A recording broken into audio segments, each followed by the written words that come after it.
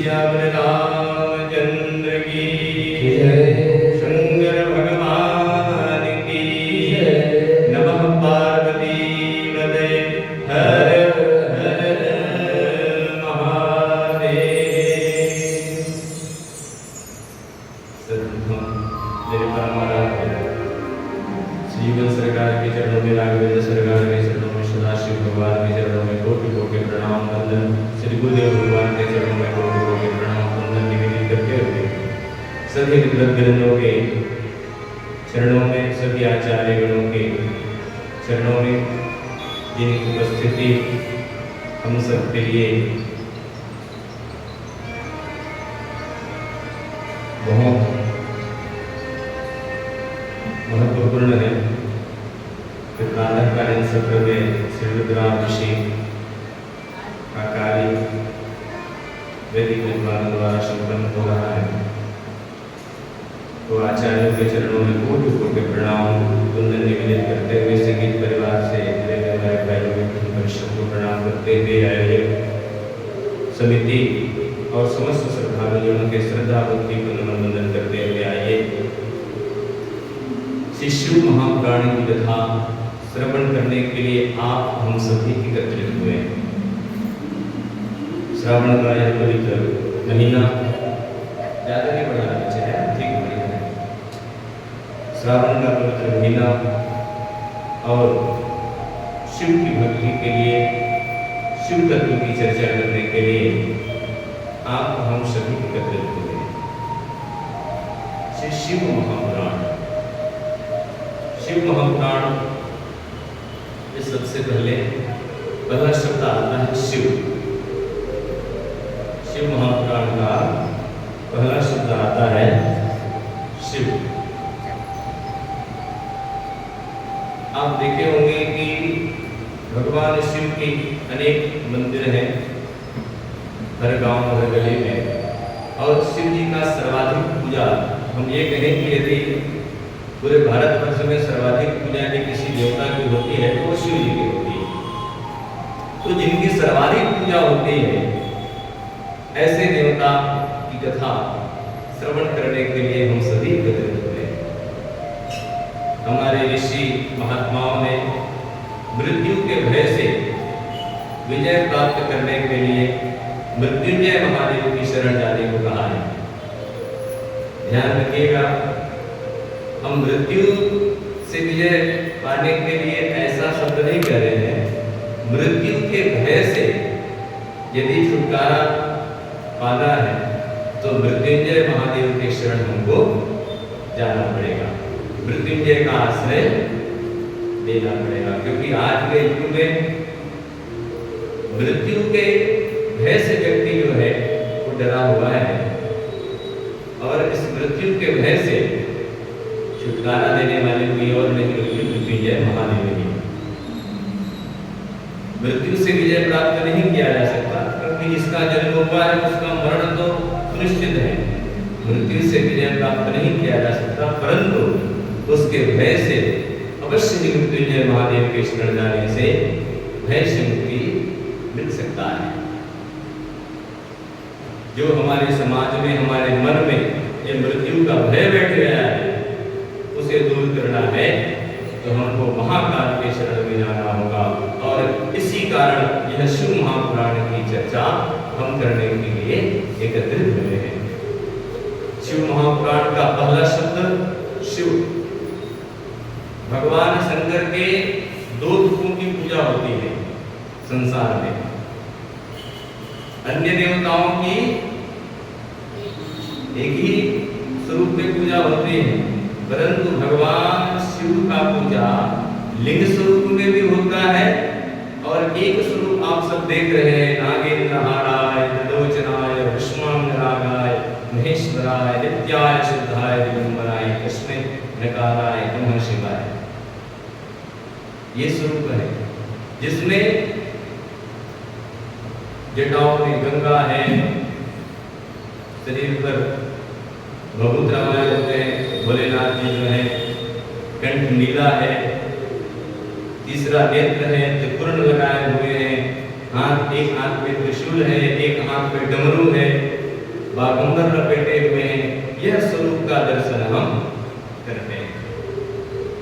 तो शिवलिंग स्वरूप ऐसा क्यों, मन में ये विचार आता है ना कि ऐसा क्यों कि अन्य देवताओं की पूजा एक ही रूप में है और शिव जी की पूजा जो है वो दो रूपों में होती है। तो शिव पुराण कहती है कि जो शिवलिंग स्वरूप है वह निर्गुण निराकार स्वरूप है भगवान भोलेनाथ का। हमारे हिंदू फिलोसॉफी के अनुसार, हिंदू दर्शन के अनुसार आपने देखा होगा कि दो प्रकार के भक्त हुए हैं संसार में, एक निर्गुण उपासक और एक सगुण उपासक। कुछ भक्त जो हैं वो निर्गुण परमात्मा के निर्गुण स्वरूप की पूजा करते हैं, ज्ञान मार्गी होते हैं, और कुछ ऐसे उपासक होते हैं, कुछ ऐसे भक्त होते हैं जो भगवान शिव जी के सगुण साकार या परमात्मा के सगुण साकार स्वरूप का पूजा करते हैं, वो भक्ति मार्गी होते हैं। तो जब निर्गुण की चर्चा होती है, निर्गुण की चर्चा होती है तो जिसका कोई आकार नहीं है, निराकार, उसी को कहते हैं ना निर्गुण निराकार, जिसका कोई आकार नहीं है, उसी को गोस्वामी तुलसीदास जी कह दिए हैं, बिनु पग चले सुने बिनु गाना, कर बिनु करम करे बिनु नाना, बिनु पग चले सुने बिनु गाना, कर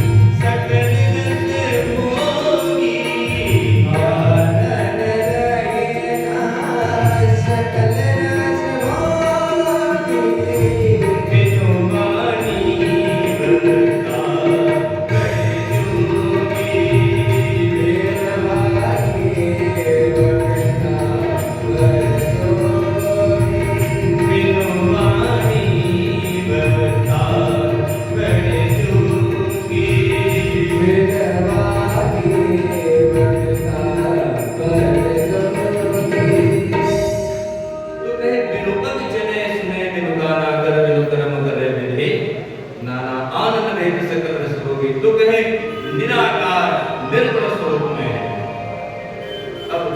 ऋषियों ने, महात्माओं ने जानने का प्रयास किया कि वह निर्गुण निराकार कैसे हैं, कौन है। तो साधना करी ऋषि मुनियों ने, ज्ञानियों ने, तो उन्होंने जाना कि आत्मा ही परमात्मा का स्वरूप है। वह शिव तत्व कैसे हैं, तो बोले वो शिव तत्व साक्षात परमात्मा आत्मा के स्वरूप में है। अब बोले उस देखे बहुत विद्वानों ने इनकी साधना करी है ना, जानने का प्रयास किया, विज्ञान ने भी जानने का प्रयास किया। हिंदू फिलोसॉफी कहती है कि शरीर में उस आत्मा का निवास है, तो हकीकत में वो आत्मा इस शरीर में रहता कहाँ है, नख से लेके सिर तक, केस तक, उसको ढूंढने का प्रयास किए डॉक्टर लोग, पर वो दिखा नहीं। बहुत वर्ष पहले जर्मनी में एक एक्सपेरिमेंट किया गया, एक व्यक्ति का जिसका प्राण छूटने वाला था, उसको एक कांच के बक्से में बंद कर दिया गया, और कांच के बक्से में बंद करके कहे बड़े बड़े मेगापिक्सल के कैमरा लगाए गए, कहे उसको कैद तो करेंगे हम, वो दिखता कैसे है भाई, जब कुछ निकलता है तो जरूर वो कैमरे में दिखेगा, परंतु वो कैमरे में कैद कुछ नहीं, कैमरे में कांच तो जरूर तरह, लेकिन कैमरा जो है उस परम तत्व परमात्मा तत्व को, उस आत्म तत्व को कैप्चर नहीं कर सका। तो कहे वह ज्ञानियों ने, महात्माओं ने जाना कि वह आत्म तत्व कैसा है, तो कहे वो तेज पुंज है, वो ज्योतिर्मय स्वरूप में है। और उसी ज्योतिर्मय स्वरूप को जान करके वो उस प्रभु परमात्मा शिव तत्व को जान करके फिर शिव की पूजा करने लगे, शिव उपासक हुए, शैव हुए और उस निर्गुण स्वरूप के परमात्मा का वो उपासना करने लगे। तो कहे निर्गुण शिव की पूजा ही शिवलिंग की पूजा है। अच्छा, कुछ भक्त ऐसे हुए हैं जो भगवान शंकर के, भगवान शिव के सगुण रूप की पूजा करते हैं। तो सगुण रूप में सबसे पहले क्या देखते हैं हम कि जटाओं में भगवान शंकर के गंगा जी विराजमान है, देखते हैं ना, जटाओं में गंगा जी। तो बोले ये कैसा दिव्य स्वरूप है, जटाओं में गंगा। अच्छा, ये किसी सामान्य व्यक्ति के साथ यदि जोड़ दिया जाए कि एक आधा इंच का पाइप भी यदि फिट कर दो भैया सिर में और पानी 24 घंटा निकलते रहे, तो मनुष्य का जीवन जो है अस्त व्यस्त न हो जाएगा। विचार करो, किसी के घर मोहित भैया कर जाएंगे तो दरवाजा बंद हो जाएगा, भगवान पूरा कीचड़ कीचड़ हो जाएगा, तो आपका भले हो, पाइप को बंद करो बोलेंगे। तो ये जटाओं में गंगा, जो शिव जी के जटाओं में गंगा प्रवाहित होती है, वास्तविक में यदि उनका हम दर्शन करें, विचार करें तो गंगा क्या है, तो हमारे विचार से वो जो गंगा है वो तो साक्षात भक्ति स्वरूपा है। गंगा भक्ति स्वरूपा है, क्योंकि गंगा जी में शुभ और अशुभ शरीर सब बहे। और वहां तो कोई भी जाए महाराज, जिस प्रकार भक्ति कोई जाति पाति नहीं देखती, उसी प्रकार गंगा सबका कल्याण करती है। सभी गंगा में स्नान करके पुण्य लाभ लेते हैं। भक्ति कभी जाति पाति नहीं देखती ना। देखो मीराबाई जो है वो क्षत्रिय थी, सबरी जो है वो भील थी, सदन कसाई था। आप सब भक्त हुए, बहुत सुंदर भक्त हुए हैं, आप सब जान रहे हैं। अटपट भक्त हुआ, दिवट, रैदास, ऐसे ऐसे भक्त जो है वो हुए हैं। तो गंगा जी जो है वो कभी जाति पाति नहीं देखती, उसी प्रकार भक्ति जो है कभी जाति पाति नहीं देखती। और जब सगुण उपासना की ओर हम आगे बढ़ते हैं तो सबसे पहले हमारे हृदय में भक्ति का होना आवश्यक है। यदि भक्ति नहीं होगा तो हम सगुण परमात्मा की उपासना नहीं कर सकते। भक्ति ही नहीं है तो कहां से सगुण उपासक होगा। आगे बढ़े तो चंद्रमा, भगवान शिव के स्वरूप का दर्शन करिए। चंद्रमा जो है भगवान शिव के भाल पर विराजमान है। और वो भी कैसा चंद्रमा, तो बोले महाराज दूज का चंद्रमा। कैसा चंद्रमा, दूज का। ये लोग बोलते हैं भगवान भोलेनाथ ने चंद्रमा लगा करके महाराज वो लाइट की व्यवस्था की होगी।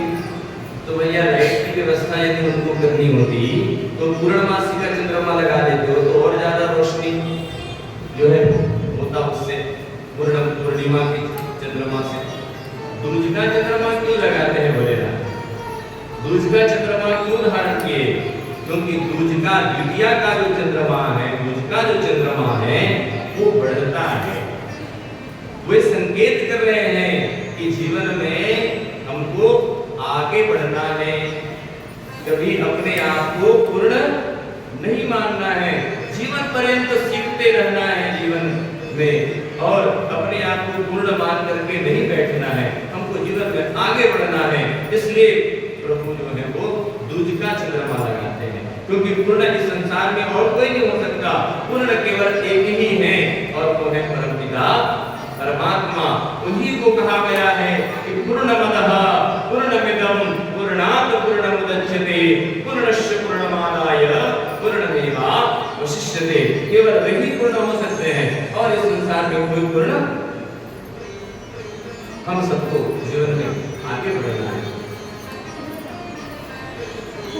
तत्पश्चात भगवान शिव के स्वरूप का दर्शन करते हुए हम आगे बढ़े तो उन्होंने त्रिपुर्ण धारण किया है, 3 रेखाएं हैं। 3 रेखाएं क्या है? तो महाराज 3 रेखाओं का यदि हम विचार करें तो 3 रेखा जो है वो सतोगुण, रजोगुण और तमोगुण है और इन तीनों गुणों की आवश्यकता जीवन में होती है। कई लोग कहते हैं कि केवल सतोगुणी होना चाहिए, तमोगुण का लेश मात्र भी ना हो। तो भैया यदि तमोगुण ना हो तो एक बार भोजन किए बिना आप रह सकते हैं, लेकिन सोए बिना रह सकते हैं क्या? और जब तक तमोगुण नहीं आएगा तब तक आप शयन नहीं कर सकते, सो नहीं सकते, निद्रा नहीं आ सकती। थोड़ा भी तमोगुण तो आना ही पड़ेगा, तभी जो है आप सो पाएंगे, निद्रा आएगी। इसलिए जीवन में तीनों गुणों की आवश्यकता होती है। तीसरा नेत्र क्या है? भगवान शिव जी